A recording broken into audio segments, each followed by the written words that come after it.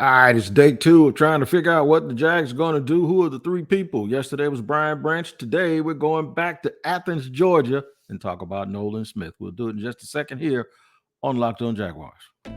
You are Locked On Jaguars, your daily Jacksonville Jaguars podcast, part of the Locked On Podcast Network, your team every day.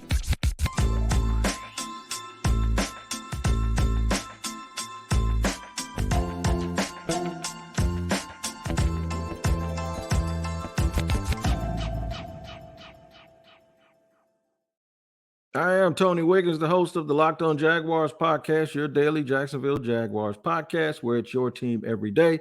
We thank you for making us your first listen.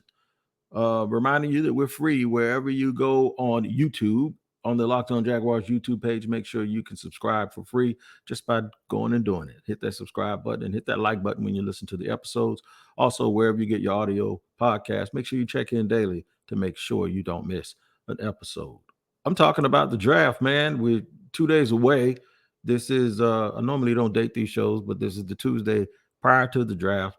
And it's been a busy day with a lot of rumors. I'm going to get to it. We're doing this little lead up to the Jaguars' 24th pick. At least that's where they're picking at for right now. And we've been talking about the fact that Trent Baalke said that they were focused on three players, and they know that they believe I'm going to paraphrase now, that they believe that at least one of them will get to them at 24, and that's who they're going to take. Yesterday, we brought up Alabama defensive back, slot, nickel, whatever you want to call him, Brian Branch, and even gave him a comp to Malcolm Jenkins in terms of maybe not style of play, but how he will fit into what the Jaguars want to do. We're going to go with Nolan Smith today. He is number 2 on the list of guys and I'm really stuck whether it's 1A and 1B, but I think the two players that we mentioned today are the one we mentioned yesterday and the one we mentioned today are actually the ones that are highest on the Jacksonville Jaguars list when it comes to the two players. The person that I'm going to talk about tomorrow is, in my opinion, the one who's most likely still going to be there when they pick. I know in our media mock draft for Locked On Jaguars, I picked Lucas Van Ness to be the choice. The reason why he's not included in these top 3, it's not because I don't want to admit that I'm wrong. It's because I don't think Lucas Van Ness gets anywhere near the 24th pick. In fact, I've seen him mocked as high as number 9 or number 8 to some people. So I don't think he gets past the 15th pick. So that's why he's not included in this after Trent Baalke said they're mainly focusing on 3 people. That's why in the mock draft, I had a trade up. That trade up is null and void now because the pick that I was going to was the 15th pick, and the Packers no longer have that. They have the 13th pick, which would probably require a little more, at least another third rounder, and that's just too much for me, too rich for my blood to give up. So that's the one thing about these drafts, man, and these mocks and all of the prognosis being given out about a lot of people is that you don't know who the teams in front of you going to pick. You could try to be right about a pick, but you don't know who's going to be there in front of him and what their draft position is going to be. But today we're going to focus on Nolan Smith. What does Nolan Smith bring to the Jacksonville Jaguars if he is the selection? Another fast monster in the front 7. That's exactly what he brings. He's a positionless player, though. If you really want to look at it, he's just a football player. He's one of those guys that we talked about yesterday when I said you can try to draft. We were having this Otto Leo conversation. And I was like, you can try to draft guys to fit into a peg, or you can just draft guys who you just have to have and you don't want to see them go to an opponent.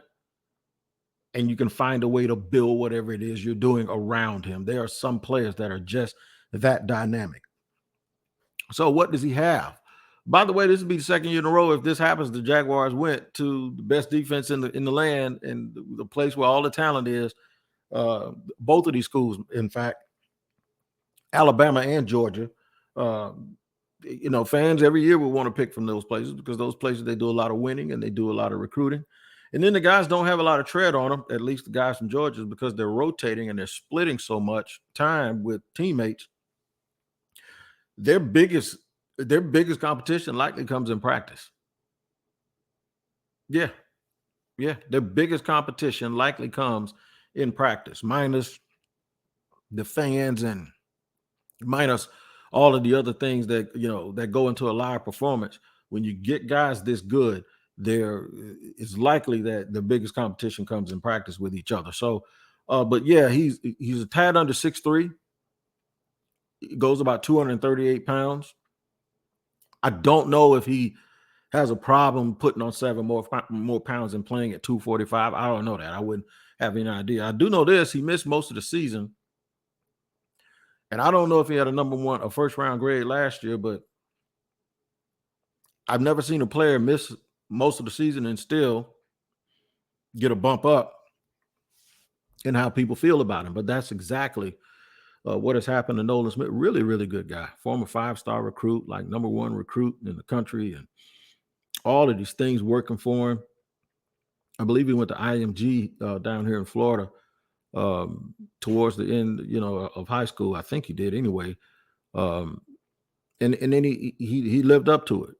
The thing that I noticed about him in school, especially in these big games, not last year, but the year before, you weren't out flanking. You're not running him. You're not outrunning him to the sideline. I saw him catch Bryce Young. I saw him catch a lot of people that thought they were going to scramble outside of the box, and he put a no and a halt to that real quick. Apparently has very, very long arms, ran a 4.4 at the combine. Looks like Evander Holyfield plus 20 pounds. He's rocked up, little waist, big arms, long arms. But then they say he plays with heavy hands. That means he knows how to disengage. I'm going to talk about why long-term putting guys like that and Trayvon on the field at the same time is really, really a big deal. That's going to help you, and the importance of not winning the night, but winning long-term when it comes to how many athletes you actually have on the field to make plays. This is the dude now, I believe, when Patrick Mahomes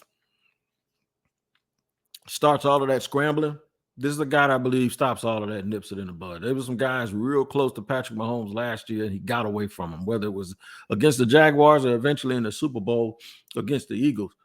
I don't think you get away from guys like this, and this is what you need. You need guys that when people get off schedule, they'll chase them down, and they'll totally be able to make a play. It is all about getting the ball back to Trevor Lawrence. It is all about getting off the field on third downs, and we'll discuss him. Even mentioned Trayvon a little bit, and then I'm going to give you a couple of comps that I kind of agree with. One of them I disagree with a little bit of who Nolan Smith is. And the likelihood that, like I said, I just don't believe he's going to be around. I honestly do not think that Nolan Smith is going to be available because I think a lot of teams like him. I also believe that Philly likes him enough that if they don't get him early, what they can do is Philly can actually move down. Philly can move back up from 31 and jump in front of the Jaguars again and try to get their guy. But I'm going to discuss all of those things here in just a second on Locked On Jaguars after I let you know that today's sponsor is FanDuel. Man, listen to me. Grand slams, no hitters, and double plays are back. And there's no better place to get in on Major League Baseball action than FanDuel, America's #1 sportsbook. That's because right now new customers can step up to the plate with a no-sweat first bet up to $1,000. Just go to FanDuel.com/lockedon, sign up, place your first bet, and get up to $1,000 back in bonus bets if you don't win. You heard what I said, if you don't win. Aaron Judge and the Yankees, Judge is going to have another year. He's going to bang some balls out, but the key is, can the Yankees hit when it counts the most? Well, you can get that information at FanDuel, man, because you just don't need to miss out. So make sure you get your chance at a no-sweat first bet up to $1,000 when you join FanDuel today. Just go to FanDuel.com/lockedon to sign up. FanDuel, official partner of Major League Baseball. And y'all are official partners of mine here on the Locked On Jaguars podcast, where it's your team every day, and we are always thanking you for making us your first listen. We've been doing, leading up to the draft, talking about some of the potential talent that the Jaguars are going to have a choice over. Now, what we've done is we've created and streamlined these shows the yesterday, today, and tomorrow based on information that came out of the camp that says the Jaguars have 137 guys on their board and they're focusing on 3 guys at number 24, one of which they are very, very confident, at a minimum, one of which is very confident is going to be there at 24. And that's who they're going to take. Please pardon me from holding this sneeze in. I keep having to sneeze, but I'm not letting it go. And if y'all watching, you'll see my eyes getting watery because I am fighting it in a military way, holding this sneeze back in the way that I was taught how to do it in the military, but it's making me cry right in front of y'all. But in any event, this will be the year, if they get Nolan Smith, this will be year 2 that the Jaguars go to where the talent is, where they go to a place where there's a track record for culture, excellency, playing at a high level, practicing at a high level, a lot of competition. Well, good, because if they pick him, that's what he's going to have to understand, and he's going to need to do that, because this may be the first round pick in a long time the Jaguars take that is not a starter, but he's going to play probably 50% of the snaps. I don't think if they get him, he starts based on the way that I think they're going to line up. And so many people keep thinking that they're going to move Trayvon inside. And every time somebody says that, here's what I ask them. Okay, so what do they do with Roy Robertson Harris? Because if you move Roy Robertson Harris inside, or if you move Trayvon Walker inside, Roy Robertson Harris signed a 3-year, $30 million extension. Is this team good enough to really have a guy like that not starting? No. Is he good enough that he should be starting? I'm not so sure, but they gave him the money. And once you get the money indicates a commitment. And the commitment is what indicates usually or generally how important you are to what the team does as a whole. So I honestly believe Trayvon stays outside. Now, they may go to a 4-man front, and you have Josh and Trayvon with their hand on the ground. And then in a situational game plan, if you get ahead of the sticks, you can put Nolan Smith in, and then Nolan Smith can do what Nolan Smith is going to do, and that is disrupt the quarterback, possibly even guard some tight ends and run around. I sound like I'm actually describing Devin Lloyd's job, don't I? But it isn't, because Devin Lloyd is being lined up as an off-ball linebacker next to Foye Oluwakan. So Devin is a big part of this too, because I had heard a rumor that Devin was going to spend more time around the line of scrimmage this year. If that's the case, then see, all of these things have to start matching up, right? So if they're going to a 4-man front, but Devin is going to spend time close to the line, then that means you're using 3 linebackers. Well, if you're using 3 linebackers, guess what you're not using? You're not using a guy like Brian Branch in the slot, because you would think he's going to start as well, right? Because the team is in nickel 70% of the time, so he's going to get 70% of the snaps, or even possibly more. It's all confusing. Nobody knows exactly what the Jags are going to do. I just think at this point, even though they have allocated funds to certain positions and have overpaid for positions that haven't overproduced, that they still know that those things that those players that they got are supposed to be doing, those things still need to be done. And the more athletes and fast people in competition that they have on that side of the ball, the better. I've not given up on Devin Lloyd. I think Devin Lloyd is the one guy on this team more than anybody, even more than Trayvon, that could really, really use a full season or full off season to stay healthy. Now, as far as Trayvon Walker is concerned, this is a critical year for him. And I think having a guy like this can do it. I remember last year, I don't know if y'all remember, my everydayers would know. Shout out to my everydayers, by the way. I was sitting here after the draft, and I was saying, don't worry about winning draft night. Don't even worry about winning rookie of the year. Long term, they believe this kid is the best player, better than Hutchinson and anybody else. Long term. And when you sit them side by side, some people already want to call Trayvon a bust. He's not a bust, because the one thing I said was, if the team does better than Hutchinson's team, people will get off of that a little bit. And that's what happened.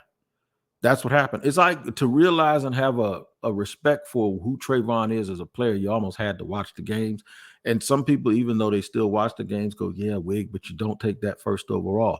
Well, in a draft where all things are equal, I might agree with you, but drafts aren't monolithic. So therefore, I can't say what I should take number one in last year's draft, because maybe there's 5 players in this year's draft that would have been picked number one over those guys last year. Maybe.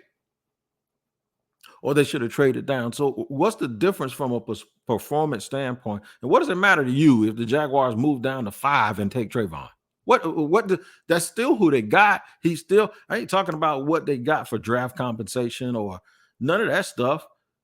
If they took him at 5, or if another team, if Detroit takes him at 2, if you take Hutchinson and they take him, who's to say that? I don't get this folks being hung up on number 1 overall pick with that label as if that actually means something. It doesn't. You get who you want. And if they want Nolan Smith, although I thought for a minute, traits-wise, bulky might not, but he actually does have some of those Trent bulky traits because his arms are super long. He's a super freak. He's fast. He's versatile. He does a lot of things. By the way, versatile is the new, he doesn't have a position. But as long as he can play football, he blocks, he tackles, he does those things, that versatility will be looked at as just that. And it won't be looked at as some sort of liability or that he's some sort of a tweener. I'm going to give you a couple of comps. I'm not going to give you a cup of comps. There's nothing to drink called comps. I'm going to give you a couple of comps. That means comparative players, the guys that are already in the National Football League that we believe you could say that's how he can play, or maybe that it's how he can be used, and it doesn't have to be straight up apples to apples. We'll talk about that in just a second here on Locked On Jaguars. Hey, man, listen. This show and episode is sponsored by BetterHelp. That's right. It is sponsored and brought to you by BetterHelp. BetterHelp is the real deal, man. BetterHelp is there for you when you really, really need someone to help you figure out life and the things that you need to figure out. I'll be transparent with you. 21 years ago, went through a devastating divorce, crushed me. The main thing was I didn't know how I was going to actually explain it to my kids that their lives had changed. And that ate me up until the point where I fell into a little bit of a depression, and I actually needed someone to talk to. Getting to know yourself can be a lifelong process, especially because we're growing and changing, and the things around you are changing. So therapy is all about deepening your self-awareness and understanding, because sometimes we don't know what we want or how we react the way we do until we talk things through. Now, I benefited from it. It's helped me. It's helped my kids. So now I'm telling you that it is helpful for learning positive coping skills on how to set boundaries. It empowers you to be the best version of yourself, and it isn't just for those who've experienced major trauma. If you're thinking of starting therapy, give BetterHelp a try. It's entirely online, designed to be convenient, flexible, and suited to your schedule. Just fill out a brief questionnaire to get matched up with a licensed therapist, and switch therapists at any time for no additional charge. Discover your potential with BetterHelp. Visit BetterHelp.com/lockedon today to get 10% off your first month. That's BetterHelp, HELP.com/lockedon. All right, man, rolling along here, third and final segment. We're going to do a couple of comps. We're going to get some comps in here. And by that, I mean comparative players that we can compare the potential pick of Nolan. I said today the Jags might be rolling with Nolan, right? You know, we got to always put a little rhyme in there whenever we can. But yeah, the Jaguars, there's a possibility that the Jacksonville Jaguars will take Nolan Smith in the first round at the 24th pick. He is in that group of 3 that I believe. I didn't get this information from anybody else. This is what I believe. I believe just by looking at the draft boards, looking at who I think might be there and who we anticipate being there, that Nolan Smith is number 2. You notice we're going heavy on defense with these first 2, but these are the guys that I don't think be there. Tomorrow's show, I'm going to give you something to make your second look or your second listen. Tomorrow's show, I'm going to talk about somebody, but they're on the other side of the ball. In fact, they're in the trenches, and we'll mention that person on tomorrow's show. And then on Thursday, we'll prep you for any surprises, tell you any last minute rumors or things that we might be hearing that will affect the Jaguars pick. Thursday night, when the pick is done, I'll do a postcast. And of course, we'll wrap everything up nice and neat in a neat package for you on Friday. However, comps. I had a former player who played at University of Georgia and played in the NFL for a number of years. I saw him the other day. He said on Twitter that Derek Burgess is a guy that had 50 sacks in the NFL, is a guy that he sort of comps to with his skill set, with his body type and his big, heavy hands. Now, if I tell you you're going to get 50 sacks out of number 24, would you take it? Probably. If I tell you that he reminds you of Derek Burgess, would you like it? Probably not, because most of y'all will be like, Derek who, right? But you got to go deep into it and really, really look at it. I did not analyze the comp. The person that said it was George Foster, former lineman, who I really, he didn't tell me, he said it, and I grabbed a hold of it. The one that you've been hearing a lot is Hassan Reddick, right? So the good thing about Hassan Reddick is over the last few years, Hassan Reddick has really proven that he was worthy of the top 10 choice when the Arizona Cardinals chose him. The unfortunate part is he never got a chance to fulfill his potential with Arizona because he was released and allowed to go into free agency where Carolina picked him up, and he was one of the top sack getters in the NFL. And then he duplicated that with the Philadelphia Eagles just this last year, where he got 17 sacks. Kind of disappeared in the Super Bowl, but we're going to blame that a little bit on the slippery carpet that they were playing on. He couldn't keep his footing. And, of course, the offensive line, and then Patrick Mahomes running around getting away from people. That's why it's so important to get real good athletes, long-arm guys. If this is done correctly, and this is what happened with Trent Baalke when he was in San Francisco. I recall, I can't think of who it was, but it was somebody that I know personally that was on the field during warm-ups, and they would always say, and there was no social media back then, but, well, there might have been, but not to this degree.